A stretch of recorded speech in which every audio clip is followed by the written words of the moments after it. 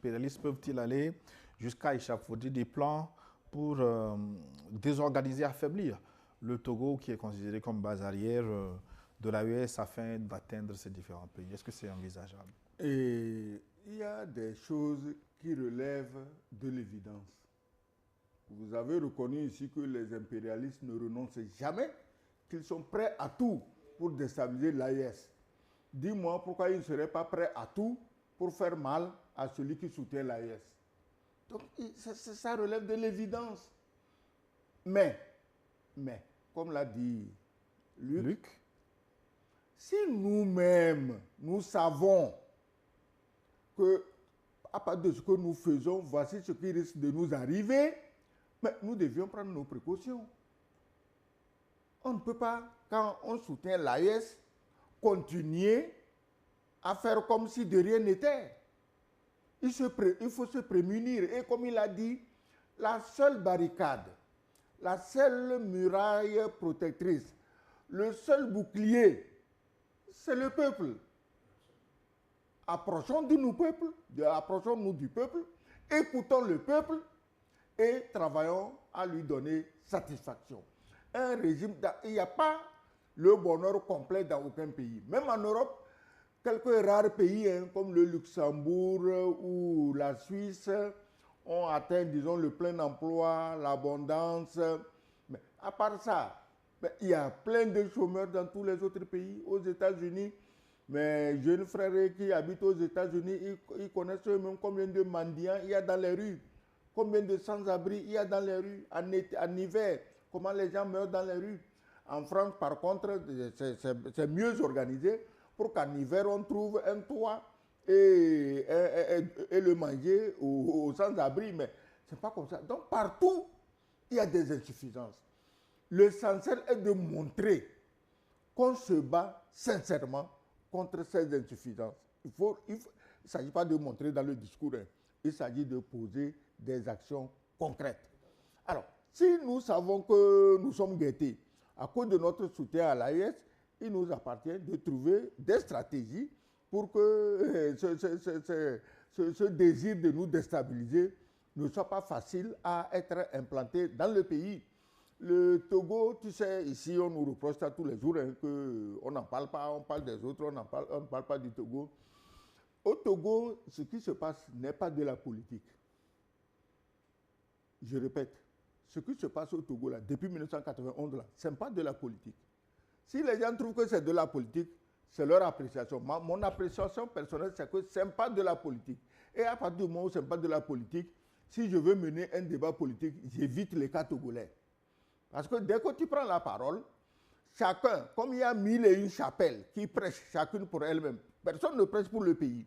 Parce que si tu prêches pour tout le pays, si quelqu'un parle et il ne dit pas ce qui te plaît, ce que tu veux, il n'est pas pour autant ton ennemi. Tu te dis, mais attends, ce type-là, il fait partie du pays. Et si demain je suis au pouvoir, je dois travailler avec lui. Mais non. Ici, quand tu parles, tu ne dis pas exactement ce que l'autre veut, il est prêt à te tuer. Donc, ce n'est pas de la politique. C'est de l'intégrisme politique, l'intégrisme religieux, tu vois.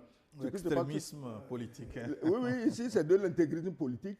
Tu es pour moi ou tu es contre moi, je vais te tuer. Voilà ce qui se passe. Les téléspectateurs, Excellence, mais ce qu'il a développé, c'est ce que j'ai dit.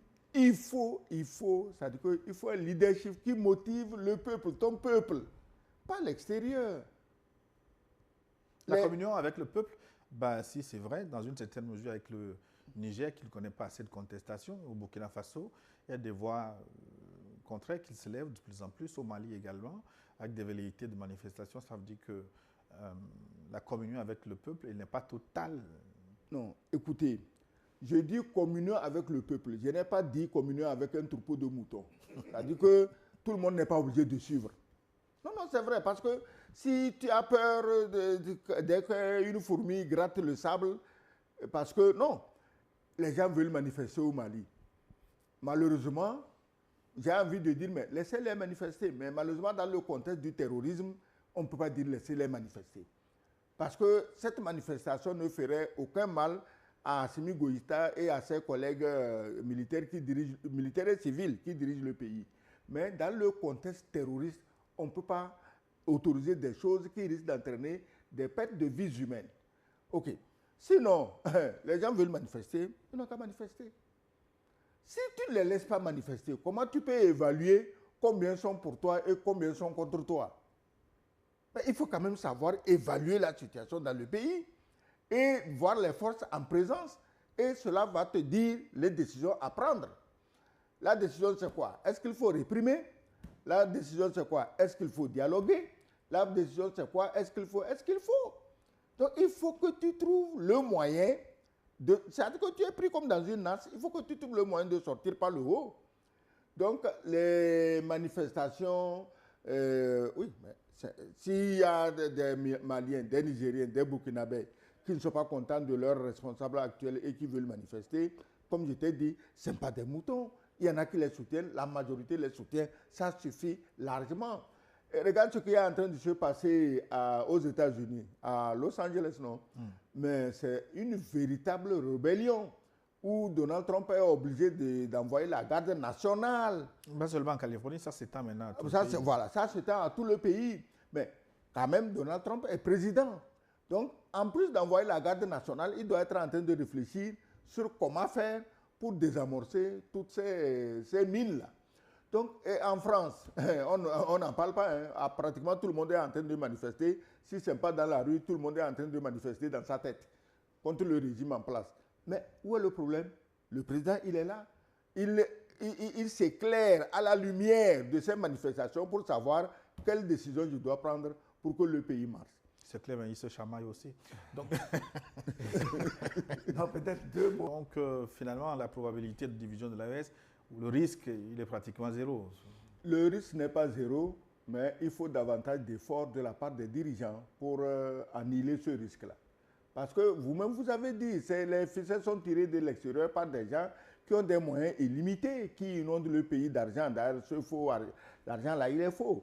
Parce que celui qui le fabrique, on ne le dépense pas chez lui. Il ne perd rien à en fabriquer des tonnes pour vous balancer. Donc, les dirigeants de l'AES doivent tenir compte de ça, de cette force-là, et savoir comment opposer leur propre vision et leur propre force à cette tentative de déstabilisation.